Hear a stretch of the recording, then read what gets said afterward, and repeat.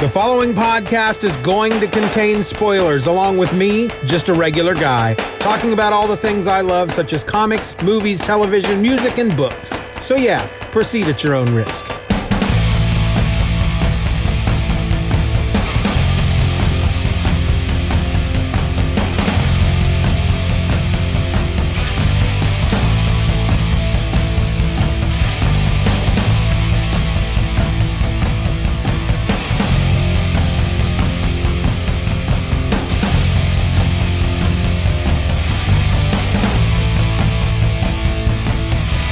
Hello and welcome to another episode of Just Another Fanboy. I'm your host, Steven, and today we continue, oh boy, I'm tired of saying journey, trek, I don't know what else to call it, but this is part 5 of ElfQuest, my rereading of a series that I fell in love with back in the 80s that I've never finished. I've read the original quest a number of times, but beyond that, never finished any of those books. So this is my opportunity to go back and reread them all, and I'm taking you with me. So it's been a bit since part 4, so I thought I would try and just catch you up a little bit. Just remind you where last we left. We've got the world of 2 moons that is inhabited by elves, trolls, and humans. The elves and the trolls are not indigenous to this world. They arrived on a spaceship that could change its shape. And in this particular case, it changed into what looked like a giant castle, which the elves call the palace. And the original elves they refer to as the High Ones. We follow a particular tribe of elves called the Wolfriders. These are elves that are descendant from one particular High One who, when the elves crash landed on the world of 2 moons and were set upon by the humans who feared them as demons, this one particular elf took off into the forest, and she ended up using her magic to shape change into a wolf. She stayed as a wolf for a long time and truly became a wolf and found a pack, found a mate. They had a pup together, which was a kind of a wolf-elf hybrid, more elf than wolf. And from there, the Wolfriders come. So the Wolfriders have this beef with a tribe of humans nearby. They have a fight. The humans burn down the forest that they live in. The elves have to get away from the fire, and so they go down in the caverns of the trolls. Now, the trolls have a very uneasy alliance with the elves. The trolls make weapons. They tunnel and they forge steel weapons and jewelry and whatnot, and they trade that to the elves for meat and food, basically, because the trolls don't like to come out from their tunnels, especially during the day. So the elves escape a fiery death by going down into the trolls' caverns. But while they're down there, the elves offend the trolls, and the trolls send them down a tunnel, saying the troll king says, if you go, we're going to send you to another home, a beautiful green forest, even better than the one that you lost. And so they send them on their way and trick them into coming out of this tunnel into a desert, and then collapse the tunnel behind them. So the elves are stuck. And so they have to cross this desert. And when they get, well, not to the other side, but at one point they get to another settlement of elves. They are referred to as the Sun Folk, and the village is called Sorrow's End. The Wolfriders, having had they had a really rough time. And so they've decided we're not going to ask for help anymore. We're going to take what we need. And so they raid the Sun Folks village of Sorrow's End. And during the raid, the chief of the Wolfriders, Cutter, he sees a woman, a female elf by the name of Leetah. And suddenly there is a bond between them. There's this thing among the elves called recognition, which is a magical bond between a male and female that forces them basically to propagate the species. If the bond is called recognition, and if someone is bonded, if they meet each other and recognition snaps into place, then they really have no choice but to mate and create children. Now, this can be a lifelong, they're soulmates, and this can be a lifelong thing where they're just together, man and wife, for the rest of their lives, or this can just be, they just get together to propagate the species and have other, love interests on the side. The Wolfriders, however, believe that when there's recognition, it means you are a life mate, you're partners for the rest of your life. And Sunfolk don't quite believe that. And Leetah looks upon Cutter as a barbarian and an animal and part wolf and wants nothing to do with him. Now, there is a particular member of the Sunfolk village. His name is Rayek, and he and Leetah have kind of had a love-hate thing going for a while. They're like the best of friends, but he loves her. She doesn't quite know if she loves him, but he just assumes they're going to be lovers in the nighttime for the rest of their lives. They will be, even though there's no recognition, they will be together forever. Because as far as they know, they're never going to meet any other elves. And the Wolfriders were kind of the same way until these two groups got together. Well, Rayek is really upset regarding this intrusion of these barbaric elves, and most especially this recognition between Leetah and Cutter. And he and Cutter clash. They have a big challenge where they have a contest of 3 trials. Cutter wins, and Rayek, in his anger, leaves the village. In the issue before this one, after that happens, the Wolfriders get together. They're all living in caves just outside of Sorrow's End. Sorrow's End is kind of like in this valley or this area that's surrounded by mountains, or at least really tall hills, rocky hills and whatnot. And the elves or the Wolfriders are living in caves in these hills. And so one night they have this thing that they call the Howl, and it's kind of a celebration, and they celebrate somebody among the tribe, past or present. And in this Howl, they decided they wanted to celebrate the life of Cutter's father, who has passed. His name was Bearclaw. And they go through this whole story about this monster that lived in the forest called Madcoil, which was a chaos magic that was left over from when the High Ones landed, just these pockets of magic that were left, and a saber-toothed tiger and a giant snake were fighting, and they encountered this magic, and they became melded as one creature called Madcoil that could send. Let me explain what that is real quick if you're not sure. The elves at their core are magical. Some of them show that in different ways. For example, Leetah is a healer. There's a Wolfrider named Redlance, who is they call him a tree shaper, which means he can make plants do what he wants them to do. He can make plants grow and shape trees to do various things. He hadn't really shown any magical abilities up to this point. There are also rock shapers. Rayek can control animals to a certain extent with his mind, and he can levitate small objects. There is a particular person within the Sunfolk called Sava who's older than everybody else. The Wolfriders think that she is a High One because she's very tall. The High Ones are very tall, like as tall as humans, whereas younger elves are about 4 feet in height. They're built like children. She can project her mind outside of her body and do all this crazy stuff. But the Wolfriders, the Sunfolk don't seem to be able to do this, but the Wolfriders all are able to speak to each other telepathically, and they call it sending. So as they're telling the story about Bearclaw and Madcoil and how they took care of Madcoil, Leetah hears them howling from her hut that night, and she creeps out and she hides behind some rocks, and she watches all them tell this story, and she starts to have begrudging respect for Cutter and his people, and it confuses her because she wants to hate him so much. And so she creeps away, and that's where the issue ends, which leads us into issue 5, the main subject of today's episode. Are you ready? I hope so. The title of this issue is called Voice of the Sun.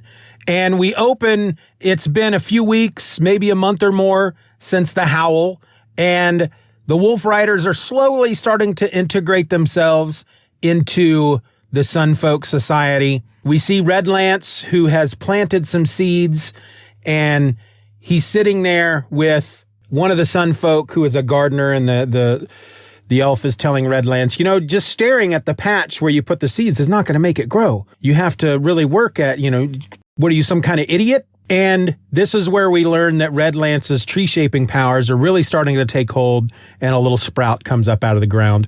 Skywise, who is like Cutter's hetero life mate, they're bros, they're best friends. He is up on this big arch of stone where Leetah's father, who is the Speaker of the Sun. I think that's what he's called. I can't quite remember. That might be a Dragonlance thing. He is blind. He had given his eyes to the day star, as he calls it, a long time ago. And the sun folk use the sun. It kind of guides them in their everyday life, when to plant, when to sow, when to do various things throughout the year. And Skywise accompanies him up to the top of this arch. Skywise, he has that name because he's very interested in stars.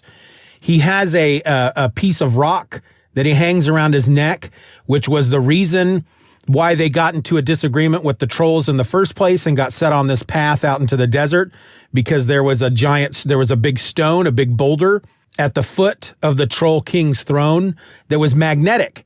And the Troll King said it fell from the sky. And so obviously Skywise is really interested in it, and he won't leave it alone. And the frickin' Troll King punches him in the face to get him away from the stone, and crap just starts going down because of that. Cutter's like, oh, no, you didn't. That's my boy. You don't touch my boy. And he takes his sword and he carves off a chunk of stone, and he gives it to Skywise, and he hangs it around his neck. And because it's magnetic, he can hold it up and it will point to the north at all times. And he marks the point that points north.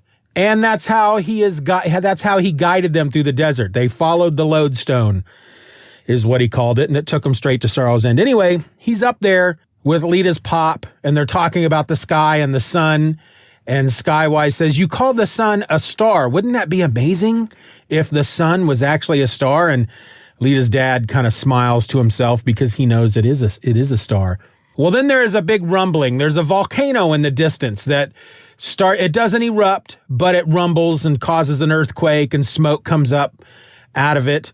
And right away, Leetah's dad is worried. So he needs to be able to see what's coming from the base of this volcano, but it's too far away for Skywise to see. So he calls for one of the Wolfriders, whose name is Scouter. He howls for him. Scouter comes up. He's a younger Wolfrider. He would be like a teenager. He's probably in human years, he'd probably be like 18 years old, 17, 18 years old. Well, he's got very, very good eyesight. And Skywise says, "We need you to look down there by the volcano and see what you see. I don't know why everybody's so worried. It was just a noise. You know, we had a volcano over in the forest where we lived, and it did nothing but belch smoke all the time, blah, blah, blah." Well, Scouter, he's looking and he's looking and he's looking. And then he sees, coming from the base of this volcano, a herd of, they call them Zwoots. They look like a horse crossed with a camel. They're really big and they're very powerful, and they are stampeding towards the village. And so they raise the alarm. The Sun Folk leave the village. They go to the caves where the Wolfriders are, and they're like, "It's okay. We just need to hang out here for a bit. The stampede will go by. They may destroy some stuff, but then we can come back to the village." And the Wolfriders are like, "Wait, you just let them do this?" And the Sun Folk, "Well, you know, what are we supposed to do? They're these giant, rampaging, muscly, powerful creatures." And the Wolfriders say, "Well, I'll tell you what, we will fix this for you."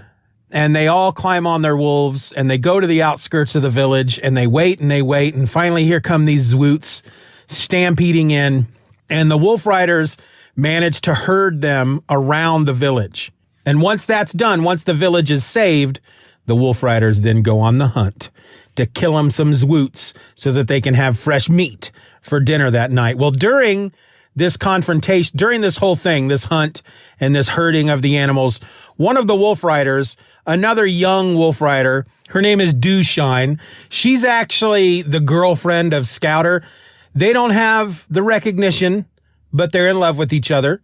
She gets injured. And Leetah sees this happen, and she puts herself in harm's way to snatch up Dewshine and get her out of danger. But she's so angry that the Wolfriders would allow this child to be put in harm's way like that. And Cutter, he comes to Leetah and he's like, "Look, I know that you don't like me. I understand that," because they've been up to this point, between issue 4 and then up to this point, they've tried to talk a bit about this, and they're still struggling with this whole recognition thing. She doesn't want to let go and allow him into her life. And he is he's just been destroyed by it. He doesn't eat. He's growing thinner.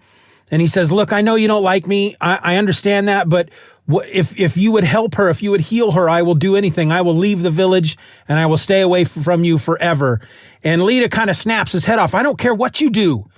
And she takes Dewshine back to her hut and she heals her. She heals her. And that's when she notices that Cutter's gone. And it kind of, there's a part of her that kind of wakes up, and she's like, she kind of starts to understand. Something about this whole experience makes her realize that she probably shouldn't be fighting this so much. And she goes to seek him out, and they end up hooking up. Once it is official that the two have joined, there's a big celebration in the village. Sava sends out her astral form to seek out Rayek out in the desert, and she tells him what happened. Rayek is, he's like, well, I figured it would happen. Obviously, it's recognition. I did assume that she would let him dangle for at least a year, but whatever, that happened quicker than I thought it would. And Sava says, will you come back to the village? And Rayek says, no, I can't come back. And Sava kind of says, well, just because it's recognition doesn't mean that they're in love. You guys might be able to come to some sort of an arrangement. And I almost felt like she was like, wink, wink, nudge, nudge. And he says, no, I can't do that. It's her. If I'm going to be with her, nobody else is going to be with her. And he says, I have to do what the Wolfriders did. They set out to find their path, their home, their destiny. I have to do that myself. And he sets off into the desert riding a Zwoot. The issue ends. We're back in the village. The celebration is going on, and some of the Wolfriders pull Cutter and Leetah aside, and they say, hey, Red Lance has got a gift for you. We've got a gift. We've got something to present you. And they stand aside, and this plant that Red Lance had planted had grown into a bush, and it's a dreamberry bush. This is something that they had in the forest where the Wolfriders' home was, that they called the Holt. And they're berries that if you eat them, you basically get drunk or stoned, one or the other. They don't really quite explain. And the trolls would use the dreamberries to make wine. Well, Cutter is like, holy crap, dreamberries. I didn't know that those grew here. And so, well, no, they don't.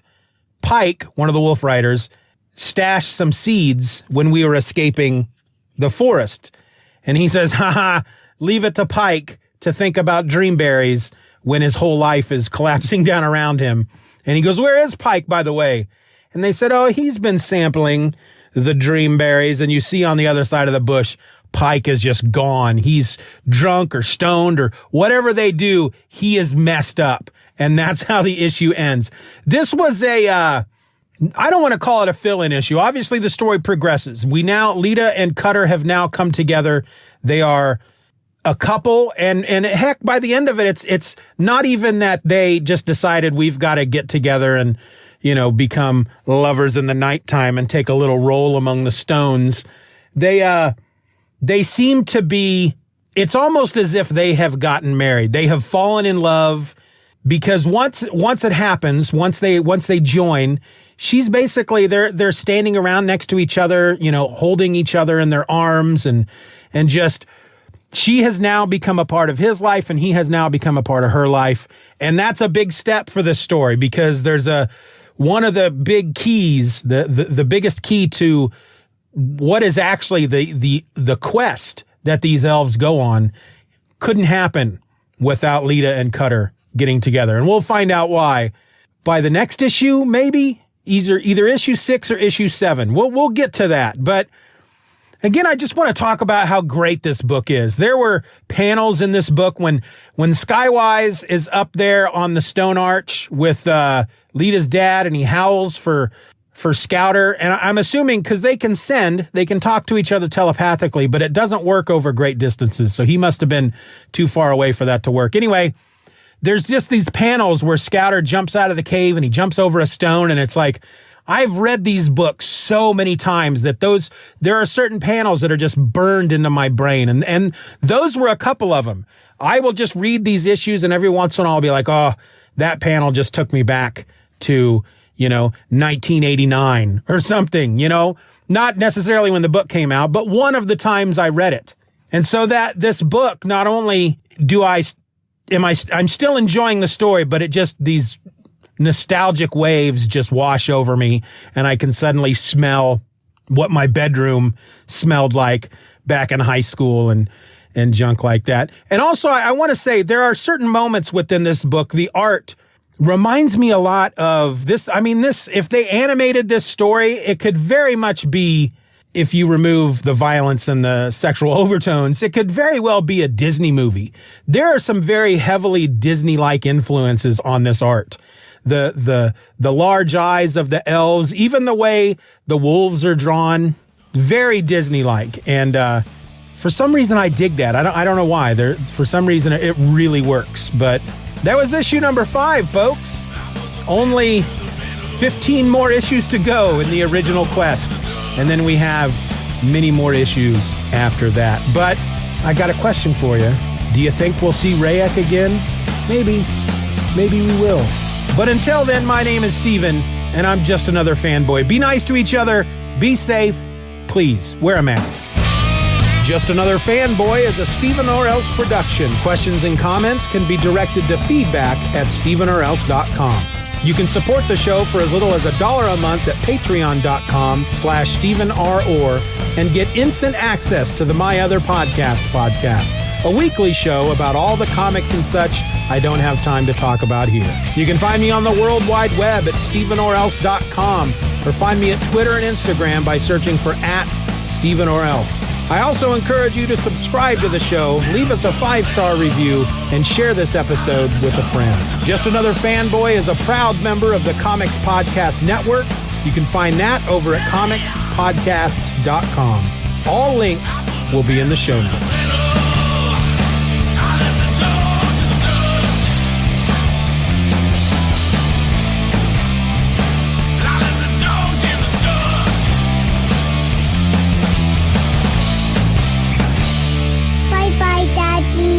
Bye-bye, Daddy. Good job.